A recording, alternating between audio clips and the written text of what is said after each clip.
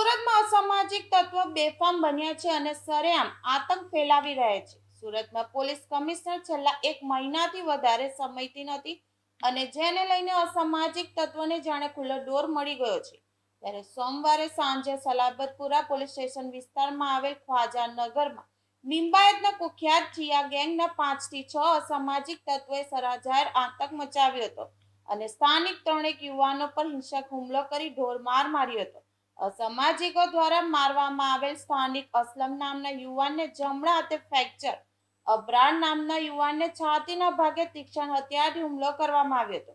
ચિયા gang સારી રીતે જાણતી છે કે આ ગેંગના ત્રાસથી સ્થાનિક લોકોએ છેલ્લા 1 વર્ષથી ઠેર ઠેર સીસીટીવી લગાવ્યા છે। તેમ છતાં જાણે આ કુખ્યાત ગેંગને પોલીસ તંત્રનો કોઈ પણ પ્રકારનો ભય ના હોય અને પોલીસ તંત્રને જાહેરમાં પડકારતા હોય એમ કેમેરામાં સ્પષ્ટ દેખાય છે।